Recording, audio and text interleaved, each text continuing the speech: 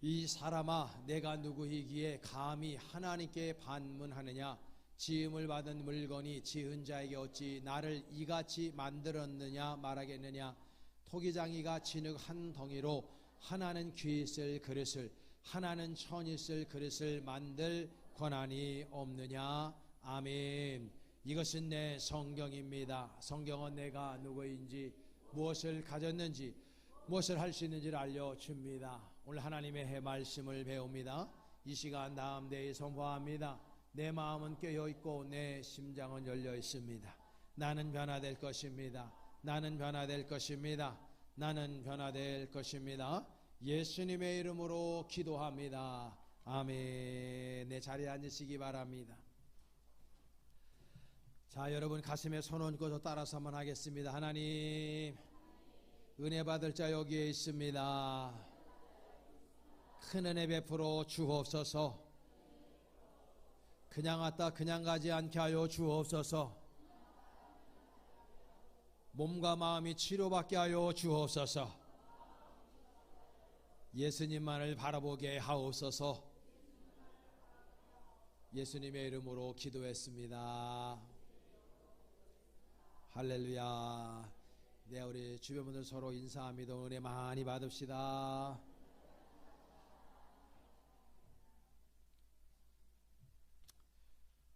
로버트 프로스트의 시를 좋아합니다.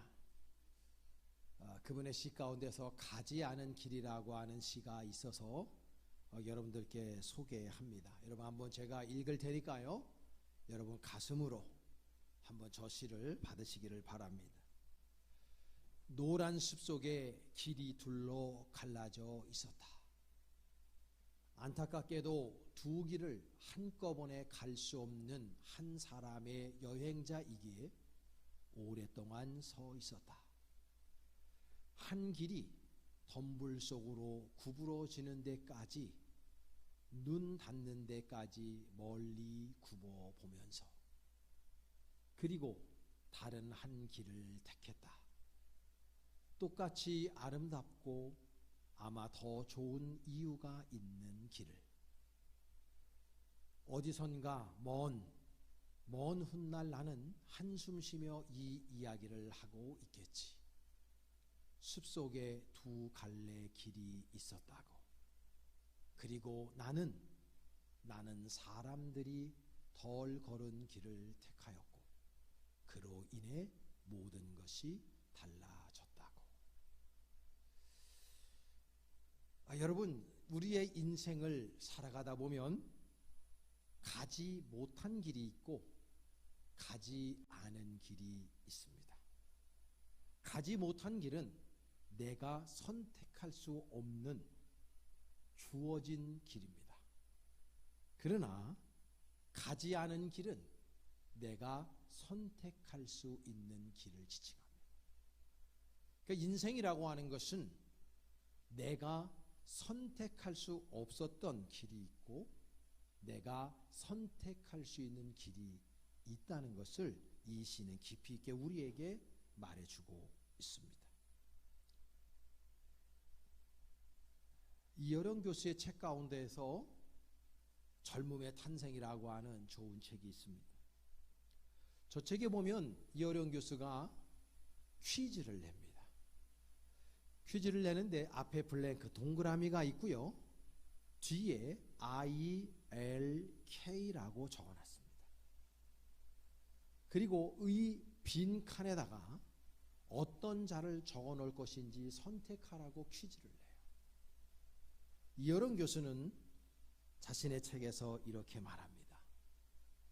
블랭크 ILK의 공백 안에 글자를 넣어서 낱말을 만드는 문제인데, 만약에 M자를 넣는다면 milk, 우유가 되고, S자를 넣으면 silk가 됩니다.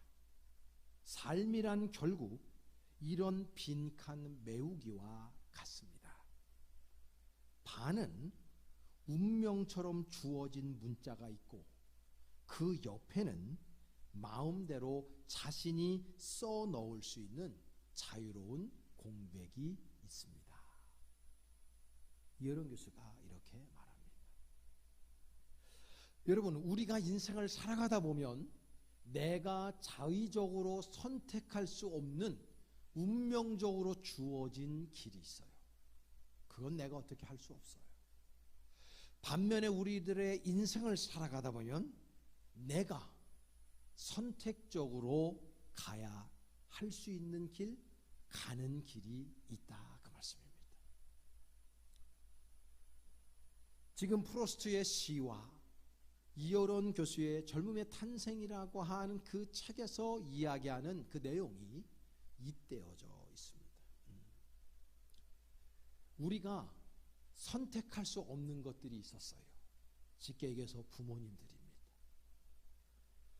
태어나 보니까 우리 엄마 아버지가 계셨던 거죠. 또 반대로 우리는 자식도 선택할 수 없습니다. 낳아 보니까 그 자식이었습니다. 내가 자라나는 환경도 마찬가지예요. 우리가 20세가 되기 전까지 부모님 슬하에 있을 때까지 우리는 부모님이 사는데 같이 살아야 됩니다. 우리들이 가지고 있는 재능도 마찬가지예요. 태어나 보니까 나한테 그런 재능이 있는 거예요. 외모도 마찬가지입니다. 이렇게 생긴 거 내가 선택할 수 없었습니다. 그러니까 이런 것들은 내가 그냥 받아들여야 되는 것들입니다. 그래서 사도 바울은 오늘 이 본문 말씀 속에서 그거를 간파하고 로마 모든 교우들에게 말씀을 전하는 거예요. 오늘 말씀을 다시 한번 여러분 합독해 보겠습니다. 이 사람아, 내가 누구이기에 감히 하나님께 반문하느냐? 지음을 받은 물건이 지은 자에게 어찌 나를 이같이 만들었느냐 말하겠느냐? 토기장이가 진흙 한 덩이로 하나는 귀 있을 그릇을, 하나는 천 있을 그릇을 만들 권한이 없느냐? 이렇게 말하는 거예요. 사랑하는 여러분, 여러분들은 자신의 신세를 한탄하며 사는 스타일입니까? 아니면 여러분들의 그 상황을 받아들이면서 좀 더 나은 모습으로 개발하고 더 진취적인 마음을 가지고 발전하기 위해서 노력하는 스타일입니까? 여러분, 우리들은요 태어나서 보니까 이 외모를 가지고 있어요. 제가 책을 내면서 책의 표지에다가 또 앞으로 교회 여러 가지 일이 있을 때 쓸 사진이 있어야 되기 때문에 며칠 전에 가서 요 사진관에서 사진을 찍었습니다. 돈을 좀 줬어요. 4컷 찍는데 한 20-30만 원 달라고 그러더라고요. 근데 그 사진사 전문가가 여자분이었거든요. 여자분이었는데 자꾸 나한테 눈을 크게 뜨래요. 그래서 제가 그분에게 얘기했어요. 나 이게 다 뜬 눈인데요. 그랬더니 그분이 자꾸 한 10번을 자꾸 크게 뜨래요. 그래서 기분이 상당히 안 좋았습니다. 저는 외모에 컴플렉스가 별로 없는데 눈에 있어요. 늘 어렸을 적부터 별명이 뱁새라는 별명을 우리 아버지가 지어주셨거든요. 눈이 작아가지고 눈이 다 이게 뜬 눈인데 우리 교회 보면은 저보다 2배, 3배 거기까지 쌍꺼풀까지 싹 지어 있는 분들 보면은 굉장히 부러워요. 근데 제가 원래 생긴 게 이러니까 어떡합니까? 받아들여야 되는 거예요. 물론 뭐 성형수술을 할 수도 있겠지만은 제가 요즘에 나이를 1-2살 먹으면서 드는 생각, 그냥 생긴 대로 살다 가자, 그 마음을 가져요. 여러분, 집안 배경, 나한테 주어진 재능, 이런 것들은 어찌할 수가 없어요.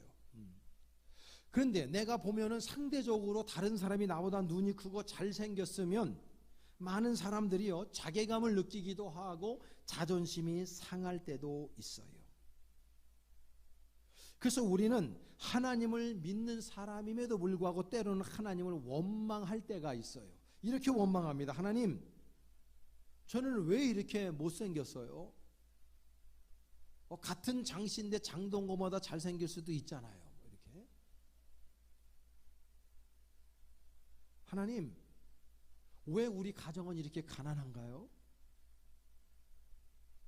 하나님, 왜 우리 가정 식구들은 이렇게 약골인가요? 누구는 태어날 때부터 금을 입에다 물고 나온다는데 나는 왜 흙을 물고 나와야 되나요? 그리고 그 가난이 왜 대를 이어야 하나요? 누구는 하는 일마다 다 형통해서 잘 되고 잘 먹고 잘 사는데 나는 왜 이렇게 지겹도록 힘들고 어려운 인생을 날마다 살아야 되나요? 좀 더 신앙적으로 우리가 이걸 바라보면 어떤 분들은 신앙적으로 이렇게 질문해요. 하나님 아버지께서 선하시다고 하는데, 하나님은 사랑의 하나님이시라고 하는데 왜 이 세상에는 이렇게 악한 일들이 많이 일어나야만 하나요? 하나님, 왜 지구 한곁에서는 다이어트에 성공하지 못해 성인병이 걸려서 죽는데 또 다른 지구 한곁에서는 굶어서 사람이 죽어야 하나요?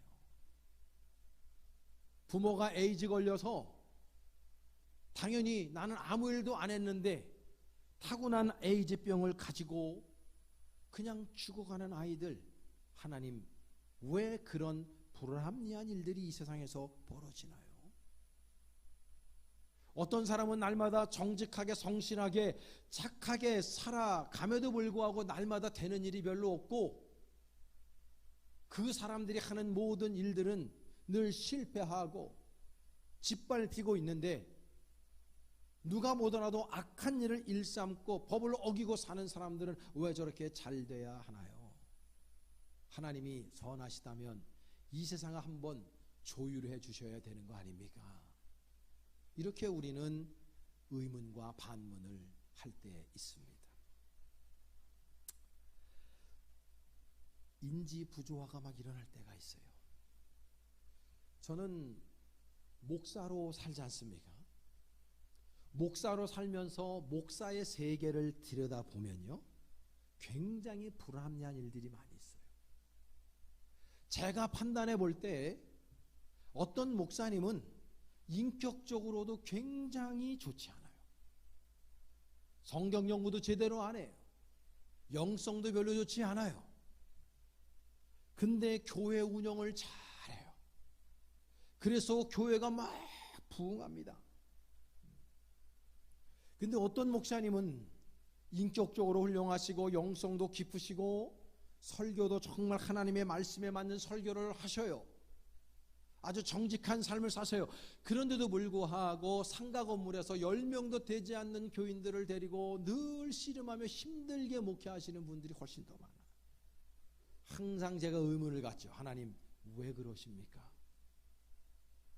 적어도 하나님의 말씀을 부여잡고 한 생명을 귀하게 여기며 눈물 뿌려가며 기도하며 목양하는 그 목사님들이 잘 되셔야 되는 거 아닙니까? 교회를 경영하고 파퓰리즘에 빠져서 교인들 귀 즐겁게 하고 프로그램 잘 만들어가지고 사람들 호객행위 하듯이 마치 백화점을 운영하고 잘되는 음식점을 운영하듯이 인기 영업주의로 가면서 사람들의 인기를 끌어서 대형교회 만드는 사람들과 하나님의 말씀에 집중하고 그 말씀을 부여잡고 날마다 기도하는 목사님들과 하나님 마음에 누가 더 드십니까? 근데 하나님은 왜 그렇게 하십니까? 저는 목사로서 그런 의문을 늘 가져요. 창립 70주년을 맞이하면서 돌아가신 우리 선친 굉장히 보고 싶습니다. 생각이 요즘에 많이 나요. 제가 저희 아버지 목사님이 6년 동안 피를 토하면서 간암으로 쓰러져 가실 때 밤마다 복수가 차가지고 어떤 형태로든지 복수를 빼내야 되고 선지 같은 피를 토하실 때 그분 모시고 신촌 세브란스 응급실로 가서 9일 10일을 항상 입원해 나와야 돼요. 그러면서 60 조금 넘은 연세에 돌아가셨어요. 제가 그때 함께 공동 목회를 하면서 하나님 아버지 앞에 날마다 부르짖어 기도한 게 그거예요. 하나님 불합리합니다. 저희 선친과 나이가 비슷한 분들, 위아래에 있는 분들, 목회를 그냥 거저하고 사꾼 목자같이 하고 놀면서 하고 내가 볼 때는 부정직하게 하는 그런 목사들이 주변에 많은데 그분들은 짱짱하게 살아있는데 왜 우리 아버지같이 그렇게 열정적으로 목회하시는 분들 이렇게 빨리 가셔야 됩니까? 그것도 고통스럽게. 네. 그렇게 새벽 기도 때마다 날마다 의문을 가지고 하나님께 부르짖어 기도할 때 하나님께서 저에게 한 문장으로 그분의 뜻을 내비치셨어요. 너희 아버지는 사명 다해서 내가 데려가는 거다. 너희 아버지는 사명이 거기까지다. 그 음성을 듣고 난 이후에 저는 하나님 앞에 다시는 반문하지 않았어요. 왜냐하면 이해가 돼서가 아니에요. 전 여전히 나중에 제가 하늘나라에 가서 반드시 하나님께 여쭐 거예요. 왜 그러셨냐고. 저는 인간적으로 이해하지 않아요. 이해가 안 돼요, 지금. 그러나 받아들이는 거죠. 믿음으로. 내가 이해가 안 되고 나한테 유익이 없어도 하나님의 거룩하신 섭리 안에 분명히 그런 일들이 일어났다는 걸 믿기 때문에 내 상식과 내 지식과 내 이성적이고 합리적인 생각으로는 이해가 여전히 되지 않아도 하나님의 위대하심 앞에 제 뜻을 내려놓는 겁니다. 여러분도 살면서 이해 안 되고 불합리하다고 생각될 때가 많이 있으실 거예요. 그러나 그 모든 것들이 나에게 불리하게 작용을 한다 할지라도 내가 하나님을 믿는 사람이면 하나님 아버지께서 하나님의 그 위대하심, 그분의 섭리 안에 이 모든 세상이 운영되고 있다고 하는 그 믿음으로 여러분들이 받아들이시고 이겨내실 수 있기를 축복합니다. 그래서 우리들이 사는 세상을 보면은요, 다 이해가 안 돼요. 세상이 공평한 것 같아도 공평하지 않은 일들이 우리 주변에서 얼마든지 일어나기 때문에 그래서 우리들에게 믿음이 필요한 거예요. 옛말에 그런 말이 있어요. 자식은 선택할 수 없지만 사위는 고를 수 있다. 그런 말이 있어요. 사위와 며느리는 고를 수 있어요. 자식은 선택하는 게 아니에요. 하나님 주신 거죠. 그렇기 때문에 우리는 날마다 선택을 잘하며 살아야 돼요. 부모님부터 물려받은 어찌할 수 없는 이 얼굴이 있어요. 그러나 이 얼굴은 내가 살아온 어제가 나의 얼굴을 만들었어요. 그래서 오늘을 우리가 잘 살아야 되는 이유는 오늘이 우리의 내일을 만들기 때문인 겁니다. 그 사람의 생김새가 잘생기고 못생겼느냐가 중요한 것이 아니라 그 얼굴에 책임을 지고 다른 사람들에게 존경받는, 다른 사람들을 살리고 겸손한 마음을 가지고 아름답고 귀하게 돕는 인생을 살아가느냐, 아니면 지극히 이기적인 삶을 살아가느냐, 그게 문제인 거죠. 그래서 우리 날마다 한 길을 선택해야 돼요. 그 한 길을 선택하면 다른 길은 갈 수 없어요. 왜? 내가 한 인생이기 때문에, 한 인격체이기 때문에 그런 것입니다. 그래서 그 유명한 프랑스의 실존주의 철학자인 장폴 사르트르는 인생을 이렇게 규정하지 않습니까? Life is choice between birth and death. 인생이라고 하는 것은 삶과 죽음 사이의 choice, 선택이다. 날마다 우리는 어떤 것을 선택하며 살아야 되는 존재다 라는 것을 간파한 겁니다. 우리는 매일 출근할 때 무슨 옷을 입고 와야 될까? 여러분 오늘 예배당에 오실 때 무슨 옷을 입고 예배당에 갈까? 여러분 지금 입고 있는 옷이 여러분들에게 선택을 받은 거죠. 회사 출근하셔서 오늘 점심은 김치찌개를 먹을까? 된장찌개를 먹을까? 짜장면을 먹을까? 이런 가벼운 선택들 우리 날마다 해야 됩니다. 배우자를 선택하는 중요한 문제도 있습니다.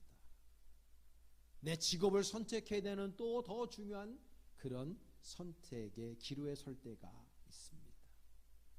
여러분, 어쨌든 오늘 이 시간에 다른 곳에 있지 않고 예배당으로 발걸음 옮기는 선택을 한 것은 오늘 여러분들이 앞으로도 무슨 선택을 하든지 간에 가장 아름답고 가치 있는 선택을 하신 줄로 믿습니다. 행복도 선택이에요. 불행도 선택이에요. 주님을 찬양하는 것도 선택이고요. 불평하는 것도 선택입니다. 밤하늘을 보면서 어둠을 볼 수 있지만 거기에 박혀져 있는 별빛을 보면서 노래할 수 있어요. 보름달을 보면서 늑대를 생각할 수도 있지만 이태백과 같이 시를 읊을 수도 있어요. 여러분, 인간에겐 탐욕이라는 것이 있고 그 탐욕을 성경은 굉장히 중대한 죄로 여겨요. 탐욕이라는 건 무엇이냐면 쉽게 얘기해서 두 길의 영광을 다 차지하려고 하는 거예요. 일례로 이런 거죠. 드립다 먹으면서 살찌지 않기를 바라는 거예요. 과식하면서 또 과속하면서 안전하기를 바라는 겁니다. 학교 공부 안 하면서 인류대학 들어가려고 하는 것이죠. 신앙으로 접목해 보면은 예배와 찬양과 말씀과 은혜 안에 들어가 있지 못하면서 하나님의 축복만 받으려고 하는 거지. 이런 모든 것들이 다 탐욕인 거예요. 그래서 예수님께서 산상수훈의 결론의 말씀으로 마태복음 7장 13절에 이렇게 말해요. 우리 다 같이 한번 읽어볼까요? 시작.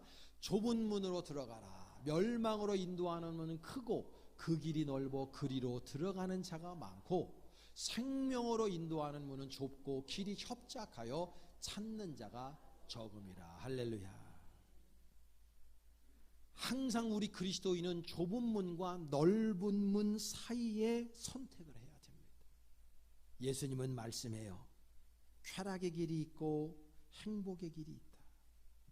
생명의 길이 있고 사망의 길이 있다.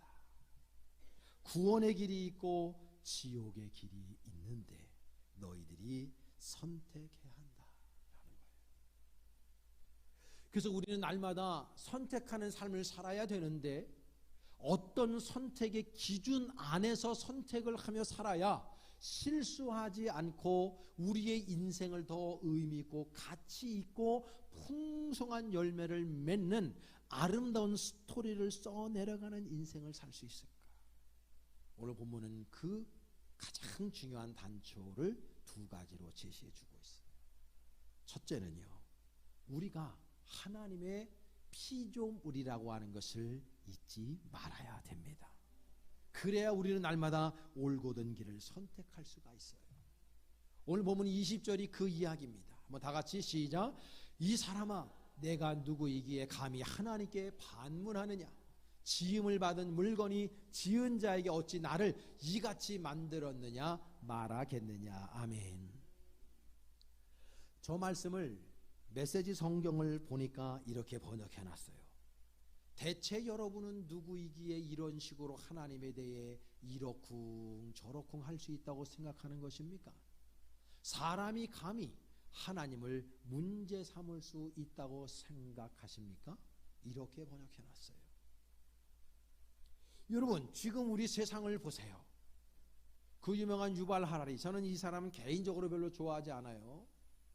그런데 이분의 그 책은 굉장히 의미가 있어요. 이분이 쓴 책 가운데 호모 데우스, 사람을 우리가 흔히 알고 있는 학적으로 보면 호모 사피엔스, 사피엔스라는 말은 생각한다라는 뜻이거든요. 호모 사피엔스, 생각하는 인간으로 규정하죠. 어떤 사람은 호모 루덴스, 일하는 노동하는 인간으로 정한 사람도 있지만 유발 하라리가 근래에 쓴 책에 보면 호모 데우스, 하나님 같은 인간, 하나님과 같아지려고 하는 인간으로 규정하고 있어요. 여러분, 지금 인공지능이 얼마나 발전하고 있는지 몰라요. 지금 세상은 과학의 문명에 가장 앞선 문명, 지금 지구가 존재한 이래로 최고 발전하고 발전해 가고 있는 시점에 있습니다. 모든 미래학자들은 인공지능을 세 부류로 나눠요. 하나는 약한 인공지능이 있습니다. 그거는 인간의 철저한 컨트롤을 받을 수 있는 인공지능이에요. 지금 여러분들이 스마트폰이라든지 컴퓨터라든지 수많은 기기를 통해서 이미 여러분들은 그거를 섭렵하고 활용하고 있어요. 알든 모르든. 그런데 거기에서 지나서 강한 인공지능이라는 것이 있습니다. Strong AI. 그 강한 인공지능은 인간의 기능, 인간의 능력과 동등한 정도의 수준의 지능을 강한 인공지능이라고 그래요. 지금 2024년도가 어떤 지금 레벨이냐 하면 약한 인공지능에서 강한 인공지능으로 막 가고 있는 상태입니다. 제가 볼 때는 4년, 5년 지나면 강한 인공지능이 등장을 이미 합니다. 근데 문제는요, 그걸 뛰어넘는 슈퍼 AI, 초인공지능이 문제인 거예요. 이 초인공지능은 인간의 모든 한계를 완전히 뛰어넘은 상태의 인공지능입니다. 딥러닝을 통해서 그렇게 엄청나게 빠른 속도로 발전하고 있고, 레이 커즈와이라고 하는 사람은 특이점이 온다. 제가 책 많이 소개해드렸는데 그 책에서 싱글레리티, 특이점인데요. 그 특이점의 시점을 2037년 내지 38년으로 보고 있어요. 지금부터 13, 14년 정도밖에 남지 않았는데요. 그 시점이 오게 되면 인간은 더 이상 인간 세상을 인간이 조절하지 못한다. 그 시점이 바로 초인공지능이 세계를 다스릴 때다. 그러면 여러분 보세요. 그 초인공지능과 우리 인간은 원죄로 말미암아 근본이 악해요. 그런데 그 악한 사람과 초인공지능이 딱 만남을 가질 때 이 세상이 정말 파라다이스로 갈 것인가, 유토피아로 갈 것인가, 아니면 디스토피아로 갈 것인가, 불을 보듯 뻔한 겁니다. 핵폭탄이 터지려면 몇몇의 사람들 지문뿐만 아니라 모든 암호 코드가 다 성립이 돼야지만 핵무기가 발사됩니다. 근데 초인공지능은 자신들이 딥러닝을 통해서 그 모든 것들을 해킹해버리죠. 너무 쉽게. 그리고 인간이 버튼을 누르지 않아도 초인공지능이, 로봇들이 인간 세상을 멸망시키기 위해서 얼마든지 그 단추를 누를 수 있는 거예요. 여러분 옛날에 터미네이터 시리즈 1, 2, 3, 4 편까지 전 기억이 나는데 거기 스카이넷이라고 하는 인공지능이 나오죠. 그게 지구를 멸망시킵니다. 지금 우리가 그 상태에 와 있어요. 여러분 세상은 이렇게 급변하고 있어요. 우리가 인지하든 인지하지 못하고, 일반 평민들은 절대 인지하지 못합니다.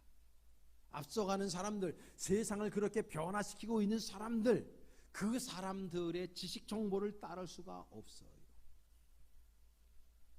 우리나라 신앙 데이터를 보면 지금 우리나라 인구의 63%가 무신론자입니다. 불신자들이요. 이 사람들이요 점을 믿어요. 이 사람들 돈을 믿어요. 자신의 지혜를. 그래서 사람들이 스펙 그러는 거예요. 왜 이런 현상들이 벌어집니까? 이유는 단 한 가지예요. 하나님을 하나님으로 믿지 않기 때문이에요. 왜? 호모 데우스거든요. 내가 곧 God, 하나님이거든요. 그러니까 하나님을 믿지 않는 겁니다. 근데 우리는 기억해야 돼요. 나는 하나님 아버지에 의해서 창조된 피조물이라고 하는 걸 우리는 알아야 됩니다. 이게 바로 좁은 길이에요. 우리는 예수 그리스도를 믿음으로 오늘 이 자리에 있는 줄로 믿습니다. 다른 사람들이 가는 넓은 길을 선택하지 않고 우리는 좁은 길로 여기에 와 있습니다. 우리는 이 믿음 가지고 다른 사람이 가는 넓은 길을 선택하지 않고 앞으로도 하나님의 말씀이 나의 삶의 기준이 되어야 되는 거예요. 왜? 나는 피조물이거든요. 주권전이가 일어나 하나님 아버지의 말씀과 그분의 명령과 법도와 규례에 순종하는 마음을 가지고 그분의 말씀에 내 의지를 꺾고 내가 원하는 삶의 방식이 아니라 하나님께서 원하시는 삶의 방식을 선택하여 우리 날마다 그 길로 전진해야 하는 것입니다. 왜? 나는 피조물이기 때문인 거예요.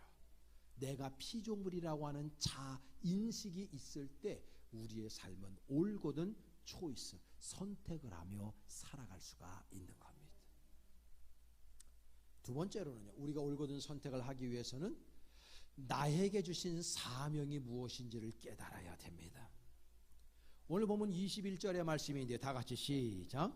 토기장이가 진흙 한 덩이로 하나는 귀 있을 그릇을 하나는 천 있을 그릇을 만들 권한이 없느냐. 아멘.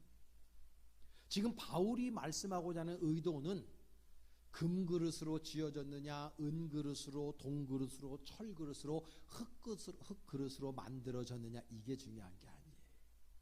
바울이 말씀하고자 하는 내용은 그 그릇의 효용 가치답게 너는 사용되고 있느냐, 그 말이에요. 금그릇으로 만들어졌어도 거기다 된장 담을 수 없어요.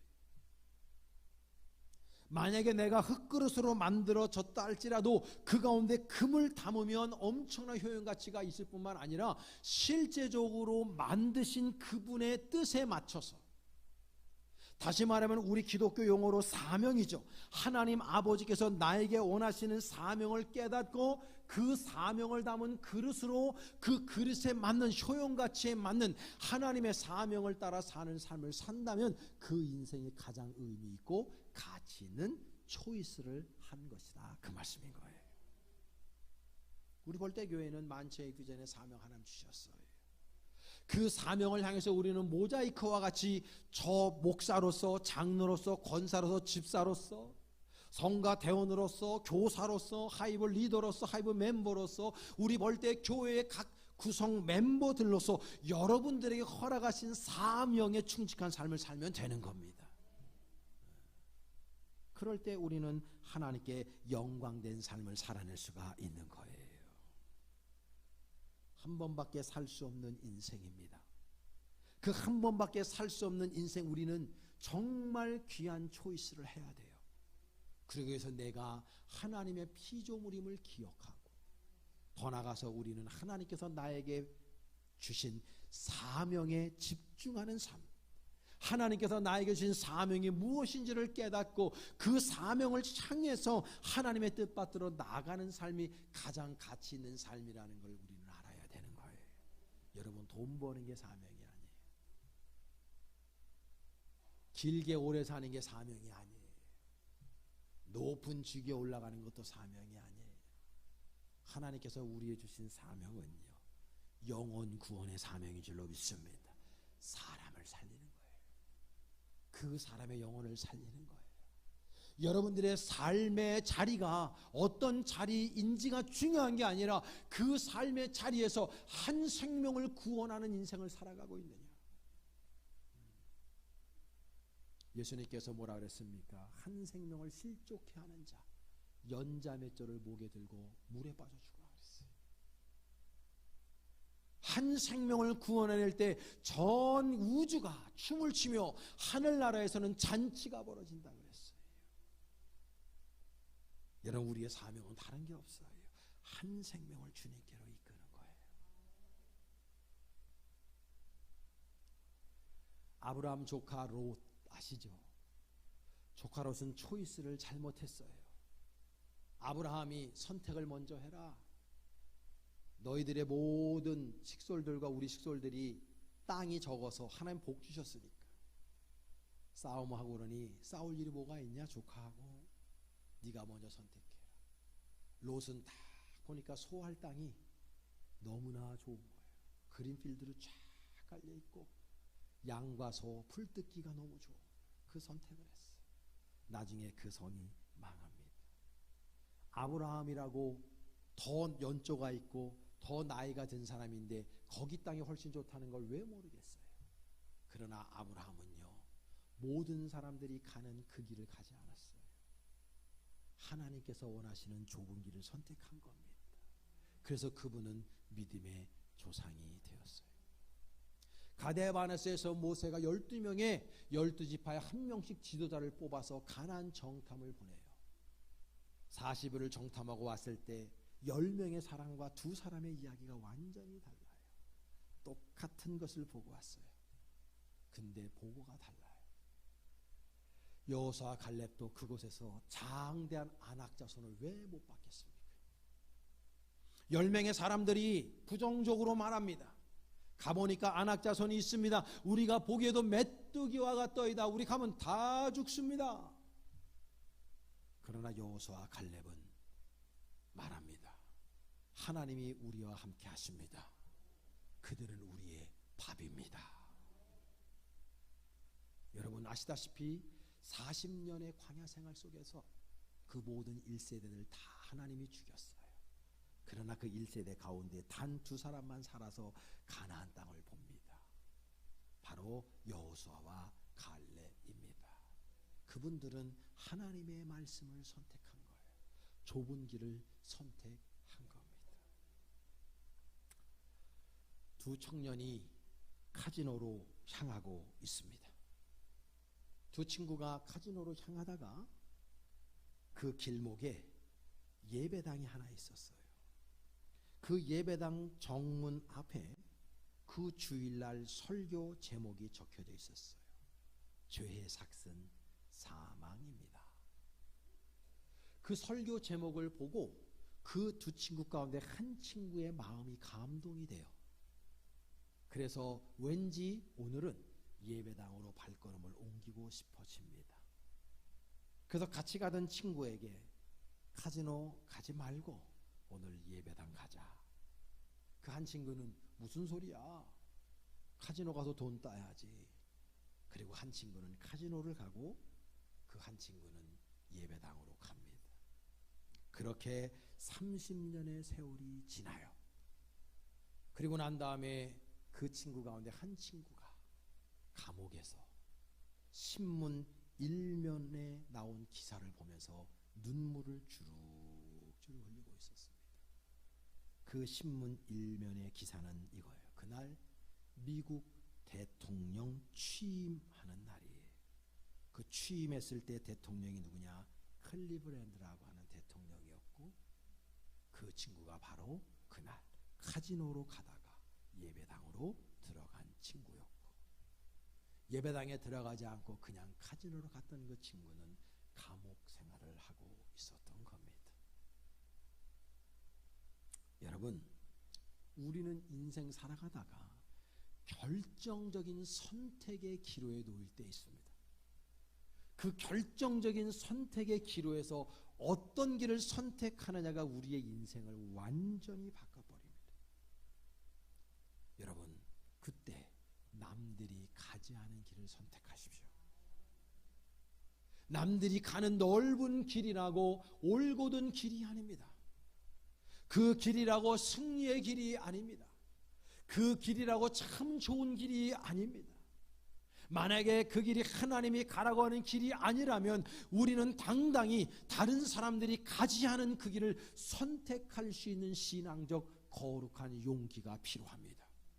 그 길이 협착한 길이라도, 그 길이 구부러져 있는 길이라도, 그 길이 다른 사람들이 가기를 리젝하는 길이라도 우리는 하나님께서 원하시는 그 길을 우리는 선택해 갈 때 그 길 끝에서 우리 주님이 두 팔 벌려 우리를 맞이하시며, 네가 내 원하는 삶을 살다 왔구나. 나와 영생토록 나의 만찬에 참여하며 영원토록 구원의 기쁨을 누리자라고 하는 복의 선언을 마지막 순간에 반드시 듣게 될 것입니다. 여러분, 선택의 기로에 서 있습니다. 날마다 하나님께서 원하시는 좁은 길, 이 온 세상 사람들이 가지 않는 그 작은 길, 그 좁은 길을 향해서 뚜벅뚜벅 거룩한 걸음을 내디딜 수 있는 저와 여러분 될 수 있기를 주님의 이름으로 간절히 축원합니다. 기도하시겠습니다. 하나님 아버지, 오늘도 부족한 종의 입술을 통하여 잠시 하나님의 말씀을 대언케 하셨습니다.